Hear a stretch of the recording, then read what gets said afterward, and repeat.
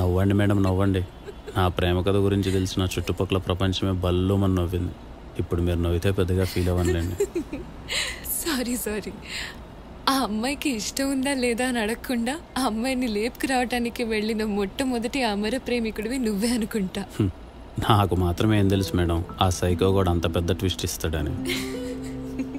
వాడు నా లవర్ని లవ్ చేసినందుకు కూడా పెద్దగా ఫీల్ అవ్వలేదు, కానీ నా లవర్కి నన్ను అన్నం చేసాడు చూడండి, బా భరించలేని బాధ అది.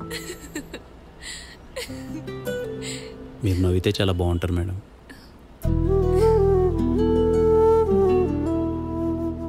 నిజంగా మీరు నవ్వితే చాలా బాగుంటారు.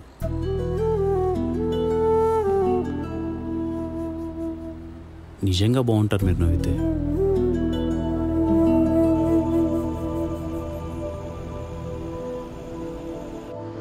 ఇక్కడ ఆపేసి. ఇక్కడే.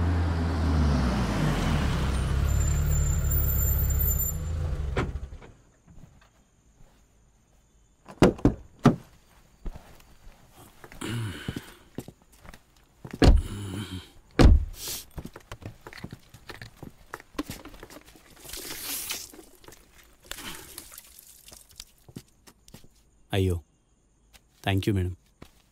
వివేక్, ఈ జర్నీని లైఫ్లో అస్సలు మర్చిపోలేను. చాలా రోజుల తర్వాత ఇంత రిలాక్స్గా ఫీల్ అవుతున్నాను. Thank you so much. Madam మీరేమనుకోకపోతే ఒకటి చెప్పనా, మీ ఫ్యామిలీకి దూరంగా ఉంటూ వాళ్ళని ఎలా ఫేస్ చేయాలో తెలియక మిమ్మల్ని మీరు ఎంత పనిష్ చేసుకుంటున్నారో అర్థమవుతుంది. ఒకవేళ మీరు ఎక్కడున్నారో ఏం చేస్తున్నారో తెలియక వాళ్ళు ఎంత ఇబ్బంది పడుతున్నారో మీకు తెలియదు కదా.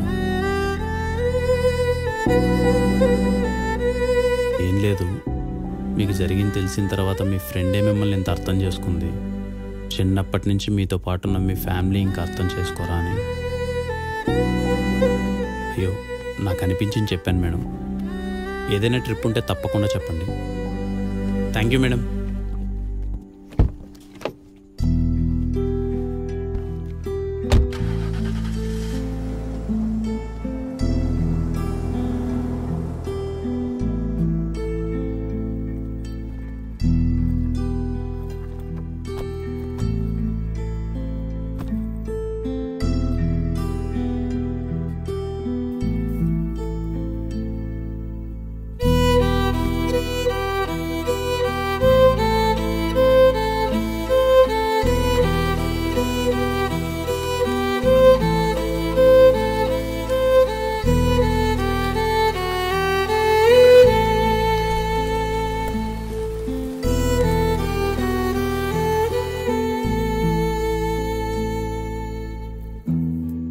నీకెన్నిసార్లు చెప్పానే ఒంటి మీద బంగారం ఉన్నప్పుడు జాగ్రత్త అని? సారీ అమ్మ, సారీ, చూసుకోలేదు. నీకు అసలు భయం లేకుండా పోయింది, భయమే లేకుండా పోయింది. ఎందుకే దాన్ని అలా కొడుతున్నావు? అదేమన్నా అడిగిందా ఒంటి మీద బంగారం వేయమని? మీరెప్పుడు దాన్ని ఇలాగే వెనకేస్తుందండి. పిల్లలు తప్పు చేస్తే సర్ది చెప్పి దగ్గరకు తీసుకోవాల్సిన తల్లిదండ్రులే. అలాంటిది మనమే దాన్ని భయపడితే ఎలా చెప్పు? మీరేమన్నా చేసుకోండి అమ్మా, మనం ఇంకోటి కొనుక్కుందామే.